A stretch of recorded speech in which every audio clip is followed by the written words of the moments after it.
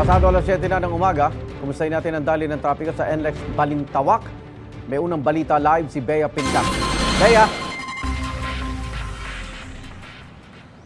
Igan, magaan ang daloy ng trapiko dito sa North Luzon Expressway o NLEX. Pero ayon sa pamunuan ng NLEX, posible pa itong bumigat mula ngayong umaga hanggang mamaya alas 2 ng hapon.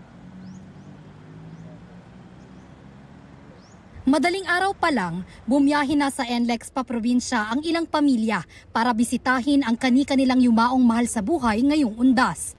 Hindi raw sila nakabiyahe kahapon dahil may pasok pa sila sa trabaho. Yung po ang bakanting araw namin. Kasi may mga hanap buhay kami na inasikaso pa. Kahapon kasi ayun nga, conflict sa work. So ngayon po yung available na time para bumiyahe. Nag-decide kami na madaling araw kami aalis kasi para walang traffic, wala ganong aberya sa kalsada.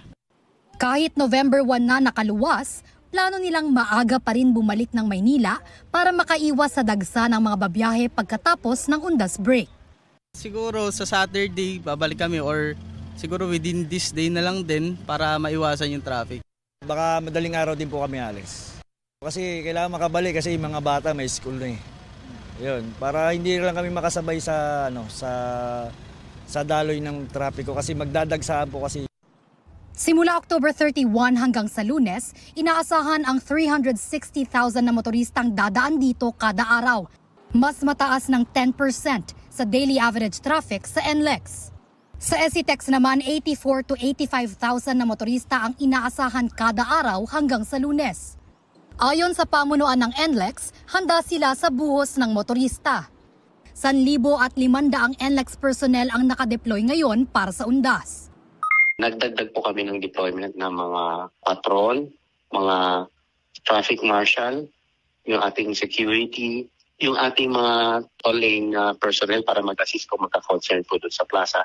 At ganoon din po yung ating mga incident response teams. Tuloy-tuloy po yan hanggang 6 a.m. po ng Monday.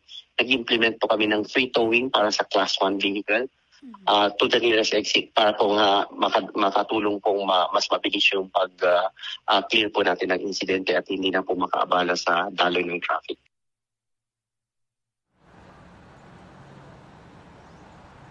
Igan, ayon sa ilang nakausap natin, malaking bagay na dito sa Balintawak Toll Plaza ay merong mga station kung saan pwedeng magpakabit ng RFID ang mga sasakyan na wala pa. Kung magpapaload naman daw ng RFID, merong mga tauhan ng NLEX dito na pwedeng mag-assist at pwede rin nilang gamitin yung machine sa loob mismo ng Customer Service Center.